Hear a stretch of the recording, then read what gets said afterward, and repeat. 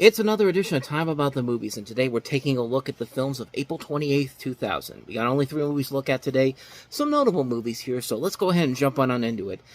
We begin with the biggest new release of the weekend, a film that probably came about 3 years too late, and that is the sequel to the 1994 live-action adaptation of the Flintstones, with none of the cast back from the original movie, but we have the Flintstones in Viva Rock Vegas. The Flintstones are back in a brand new motion picture. Barney, tonight we shower. The Flintstones in Viva Rock Vegas. Rated PG. From April 28. So yeah, you see what I'm talking about here. None of the people from the original movie are back here. You don't have John Goodman. You don't have Rick Moranis. You don't have Elizabeth Perkins. You don't have Rosie O'Donnell. But you have actors who aren't bad choices for the most part. I mean, Mark Addy does kind of look like Fred. Mark Addy, of course, was from the Full Monty. Stephen Baldwin as Barney Rubble is kind of funny. But Jane Krakowski as Betty and Kristen Johnson as Wilma, I mean, this just has a ton of problems that we'll delve into here. But basically, you have a story here that's basically the prequel to the original movie. Not just the original movie, but the story of the Flintstones, of course, because Fred and Barney are these bachelors, and they meet Wilma Slaghoople and her friend Betty, and they go on an adventure in Rock Vegas, where they're deal with this villain played by Thomas Gibson, who's trying to woo Wilma as well. You also have Joan Collins, Harvey Korman, and we also have the Great Gazoo in here because, yeah, he's a popular character, I guess, and he's played by Alan Cumming, which is not as bad as you would think, especially when you consider that Son of the Mask is yet to come out yet. Then that's the scariest you'll ever see Alan Cumming. Trust me, we'll get to that one later on down the road. But it's the same director, Brian Levant, who directed Jingle All the Way and also directed the original Flintstones. But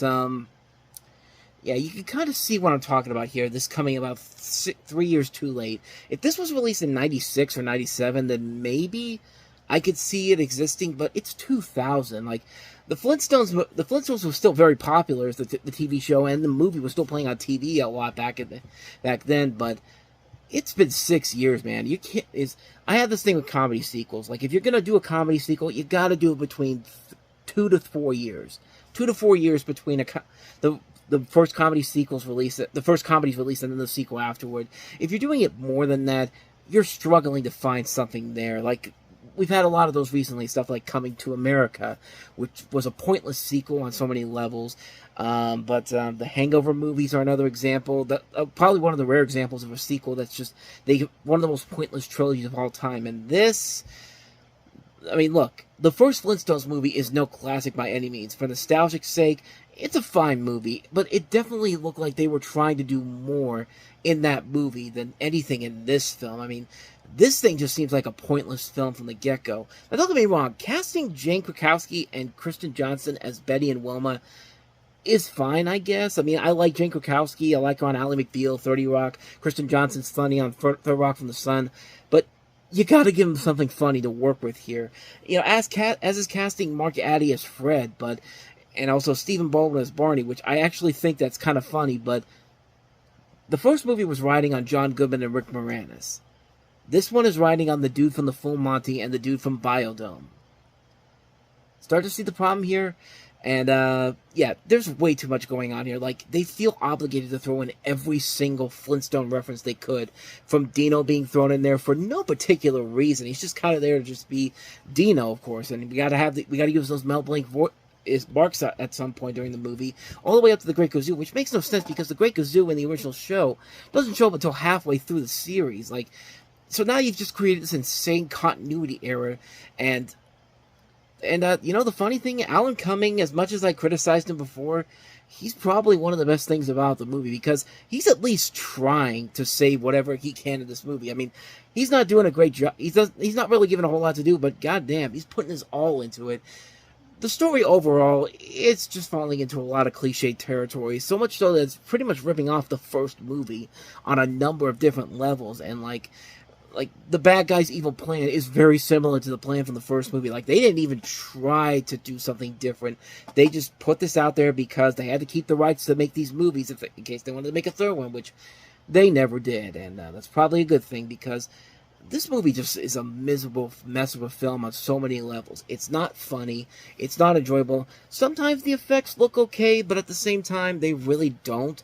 It doesn't help when the film is a completely pointless waste of time, and this is a pointless waste of time. You did not need this movie. Like, give us something more with these characters. Do something different. Do something unique. Like, you could do other things with this movie. Like, I always see people say that this movie is one of those films that is better. They think it's better than the original film. No. The original Flintstones movie was not a classic by any means, but that one was at least trying and actually had elements about it that still works, even after all these years. But this is just a mess of a film. Like, avoid this one like the plague. Avoid this one like crazy. This is a bad film. A really, really bad film. And not a great way to start this week up. But we do get better with our next movie. And that is probably the best movie that came out this weekend. And that is Jim Caviezel and Dennis Quaid in Frequency. What if you could talk to your father? John? Dad? Who's been dead for 30 years. Tell me I'm not dreaming here. The critics are saying if you like The Sixth Sense, you'll love Frequency. Run, Johnny, run! It will keep you guessing to the very end. Frank says that he's talking to Johnny in the future. A mind-bending thriller. Something we did changed the past. Enjoy the ride. Frequency, rated PG-13. So the story of Frequency is that you have this rare atmospheric phenomenon allowing a New York City firefighter, played by Jim Caviezel, to communicate with his son 30 years into the future via a ham radio, his father being played by Dennis Quaid.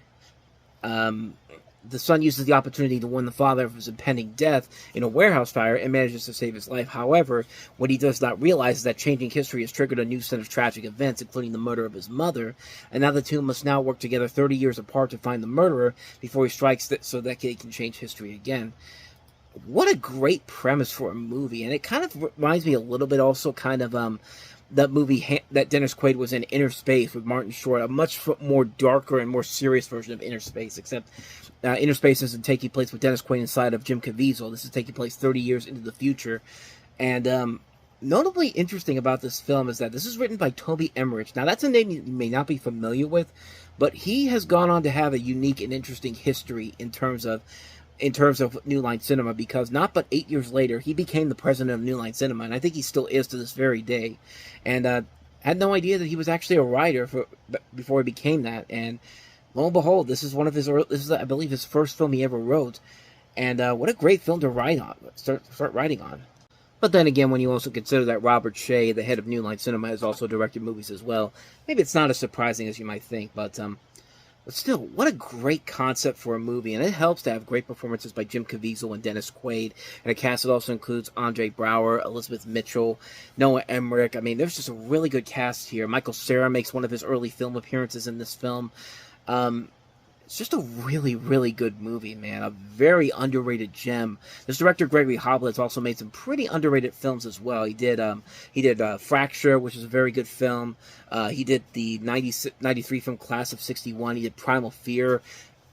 Fantastic director, and man, this is probably one of his best films. It's a really well-made film. If you have not seen Frequency, I highly recommend checking it out. It's definitely worth the watch, just for the premise alone. It's just a really, really good film.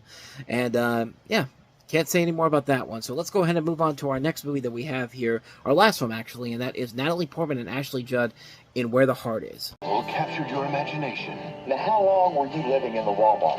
6 weeks. Now, 20th Century Fox takes you on a journey I have no family, no job. I got a baby. where you'll meet people you'll never forget. I have 5 children. You mind if I drive real slow? I'd like to pretend it's a vacation. Natalie Portman, Ashley Judd, Stockard Channing, and Joan Cusack in the most memorable motion picture of the year, Where the Heart Is, rated PG-13. Friday, only in theaters. Yeah, it wasn't one of the most memorable films of the year. This thing didn't even make a ton of money, and in fact got harshly thrashed by critics, and probably for a good reason. This is based off of the best-selling novel of the same name.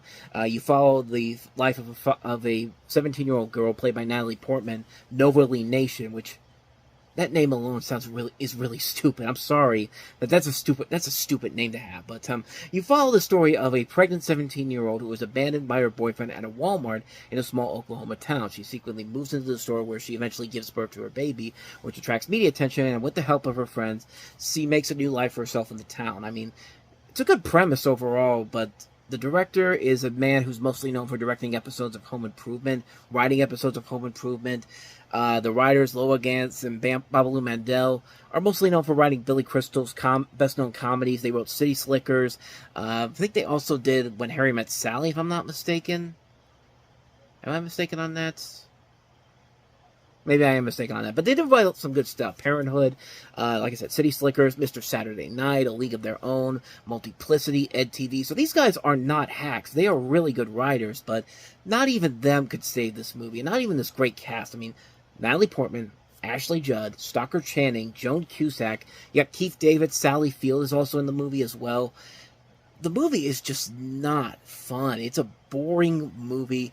It's a Lifetime movie of the week, blown up for the big screen because they think it's a story that's worthy of a big screen adaptation. Well, it would be if you had a really good director behind it, and you got a director who's best known for his work on Home Improvement and nothing else. I mean, this guy, Matt Williams, really has not done a whole lot of film work before this, if I'm not mistaken here. He's done a lot, like I said, he's done a lot of TV work. Home Improvement, The Cosby Show. He worked on the Roseanne reboot that came out recently. He's worked on A Different World. He wrote the script for Wild Hearts Can't Be Broken, which is a very underrated Gabriel Arwar film. But other than that, though, this is one of the only films he's ever directed, and this is not a good film. It's a boring movie. It's a very mediocre film.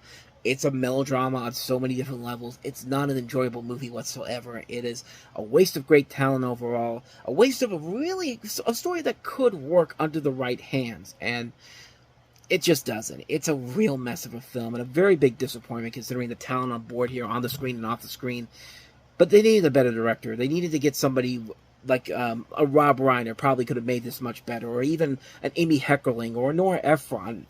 Somebody could really come in here and tell the story the way it should be done. A Penny Marshall, too. Like, anybody could be better than this guy that directed this film, and the results speak for themselves. It is not a very good film. It's a major, major letdown. And so with that said, we wrap up another edition of Time About the Movies, and when we meet next time, we will jump into the summer 2000 movie season, and we start off with the year's Oscar winner for Best Picture, Ridley Scott's Gladiator. Is it as good as ever? Does it deserve the Best Picture? I don't think it does, but that's not a crack against the movie itself. We'll delve more into that next time. But we also have Kim Basinger in I Dream of Africa. I think we can already see what the problem with that one is. But then we also have Michael Jordan to the Max, an IMAX documentary, of course, about Michael Jordan. 3 films to look at next time. We will delve into those on the next episode. But until then, thank you very much for watching, and if you want to see more videos like this, please hit the playlist on the next page, check out the previous episode, and also don't forget to hit the like and subscribe button if you want to see more videos like this on this channel. So with that said, I am off. I will see you guys next time, and until then, as always, take care.